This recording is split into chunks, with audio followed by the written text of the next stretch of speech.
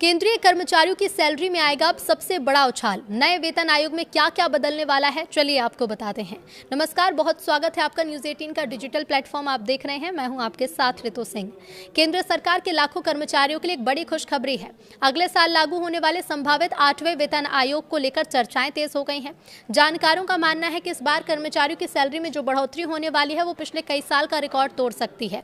अब तक पूरा ध्यान बेसिक सैलरी और फिटमेंट फैक्टर पर था, लेकिन हालिया विश्लेषण से पता चलता है कि असली गेम चेंजर कर्मचारियों को मिलने वाले भत्ते यानी अलाउंस होने वाले हैं। तो यदि डीए को बेसिक सैलरी में मर्ज कर दिया जाता है तो महीने के आखिर में इनहैंड आने वाली सैलरी में भारी इजाफा देखने को मिलेगा।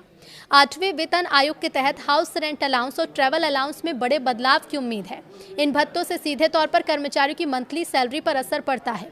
मौजूदा 7वें वेतन आयोग के तहत शहरों की कैटेगरी के अनुसार एचआरए की दरें 30%, 20% और 10% है। जानकारों का यह अनुमान है कि नए वेतन आयोग में इन दरों को फिर से 24%, 16% और 8% पर रीसेट किया जा सकता है। भले ही प्रतिशत कम हो, लेकिन नई बेसिक सैलरी में भारी उछाल आएगा, इसलिए मिलने वाला एचआरए पहले से करीब दोगुना हो सकता है। आप इसे उदाहरण के जरिए समझिए। यदि किसी कर्मचारी की मौजूदा समय में बेसिक पे 35,400 रुपए है तो उससे एक्स कैटेगरी के शहर में करीब 10,620 रुपए एचआरए मिलता है। लेकिन 8वें वेतन आयोग के बाद यदि नई बेसिक सैलरी बढ़कर 90,000 हो जाएगी तो उसका 24% की दर से एचआरए बढ़कर 21,600 रुपए हो जाएगा।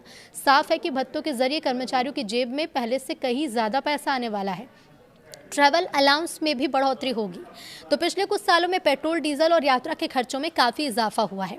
कर्मचारियों पर पड़ने वाले इस आर्थिक बोझ को कम करने के लिए सरकार ट्रैवल अलाउंस में बढ़ोतरी कर सकती है। इसके साथ ही मौजूदा महंगाई भत्ते को संशोधित बेसिक सैलरी में मर्ज करने की योजना पर भी विचार हो रहा है। इस मर्जर से एचआरए और टीए की कैलकुलेशन का बेस बढ़ेगा। इससे कुल सैलरी स्ट्रक्चर पूरी तरह बदल जाएगा। और भी कुछ भत्ते हैं जिनमें बदलाव की उम्मीद है। जानकार ये मानते हैं कि यदि सरकार बेसिक सैलरी, एचआरए और टीए इन तीनों में एक साथ बदलाव करती है तो यह हालिया सालों की सबसे बड़ी सैलरी हाइक साबित होगी।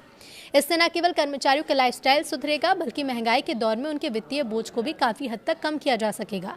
कुल मिलाकर उम्मीद यही कि 8वां वेतन आयोग कर्मचारियों के लिए भत्तों की सौगात लेकर आने वाला है। लेकिन पे लेवल मर्जर का प्रस्ताव क्या है? तो कर्मचारी संगठनों का कहना है कि वर्तमान पे मैट्रिक्स में निचले स्तर पर कर्मचारियों की संख्या बहुत ज्यादा है। प्रमोशन की रफ्तार काफी धीमी है। इसी वजह से शुरुआती 6 लेवल को मिलाकर 3 बड़े स्तर बनाने का सुझाव दिया गया। प्रस्ताव के मुताबिक लेवल 1 और लेवल 2 को मिलाकर नया स्तर बनाया जा सकता है। लेवल 3 और लेवल 4 को एक साथ जोड़ा जा सकता है। लेवल 5 और लेवल 6 को मिलाने की भी तैयारी हो सकती है।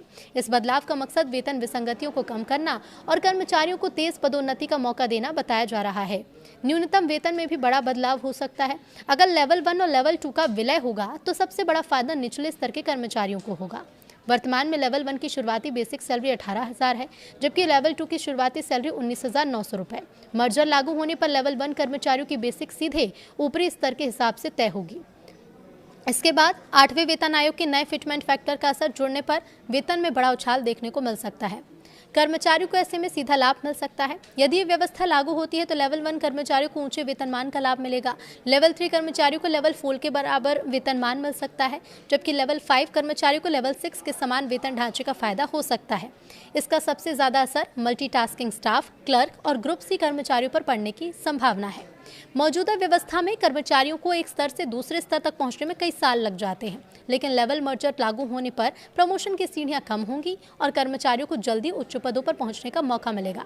इसके अलावा जिम्मेदारी और पदनाम बेहतर होंगे। वेतन के साथ पेंशन में बढ़ोतरी होगी। ग्रेच्युटी और रिटायरमेंट लाभ ज्यादा मिल सकते हैं।